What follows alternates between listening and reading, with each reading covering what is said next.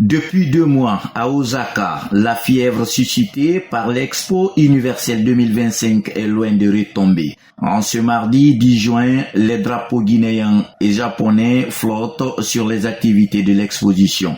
La Guinée célèbre son National Day qui lui est dédié par le Bureau international des expositions. Un des moments forts de cette journée, présidée par le Premier ministre Amadou Ouriba, est la prestation de ses élèves percussionnistes. Ils sont issus de l'école du djembé de Mishima au Japon, fondée par le Guinéen Feu Mamadi Djembe Fola, le maître du tam-tam. Dès que Mamadi Keïta a apporté cette culture guinéenne chez nous, tout le village a embrassé de façon inconditionnelle l'usage du djembé. Depuis 15 ans, l'école est opérationnelle et cela a jeté une passerelle en guise de brassage culturel entre le peuple nippon et la Guinée.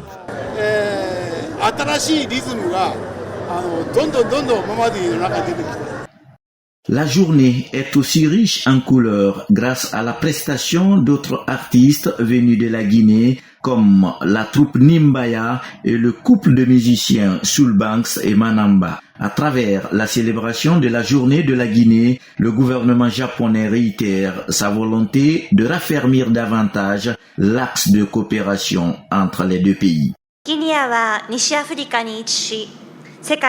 Depuis l'indépendance de la Guinée en 1958, les relations entre les deux pays demeurent amicales de longue date.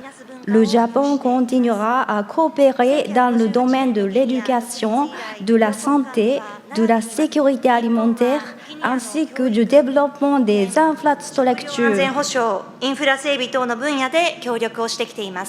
Pour le Premier ministre guinéen, cette journée est le symbole d'un engagement sur l'amélioration de la qualité de vie de la population guinéenne. Ceci est porté par des réformes structurelles ambitieuses et une dynamique de changement profond engagée par le CNRD, en sa tête le général d'armée Mamadi Doumbouya. Cette dynamique portée par la vision du président de la République nous permet de bâtir une Guinée moderne, inclusive et prospère. Pour concrétiser cette ambition, le programme Simandou 2040, véritable cadre stratégique, permet à notre pays d'accélérer sa transformation économique et sociale. Ce programme articule harmonieusement la promotion de l'agriculture et du commerce, l'éducation et la culture, le développement des infrastructures et des technologies, la dynamisation du secteur économique et financier, ainsi que le renforcement de la santé et du bien-être de nos populations. C'est à travers cette vision intégrée et transversale que nous voulons créer un environnement attractif pour les investisseurs, moderniser nos infrastructures et développer nos chaînes de valeur, renforcer les compétences de notre jeunesse et garantir à chacun des services sociaux de qualité. L'occasion est aussi mise à profit pour affirmer la volonté du gouvernement guinéen à faire du projet minier Simandou une opportunité stratégique pour la Guinée et le pays du soleil levant.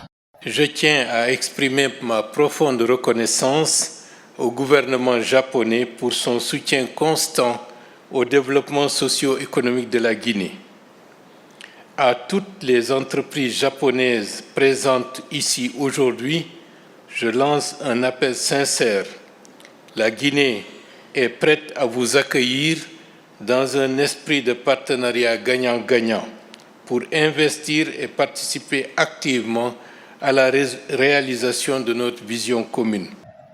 Le Premier ministre Amadou Ouriba n'a pas manqué d'inviter la Guinée et le Japon à un engagement collectif afin de bâtir la société du futur, d'imaginer la vie de demain et à sauver des vies en donnant à chacun l'opportunité de s'épanouir et de prospérer.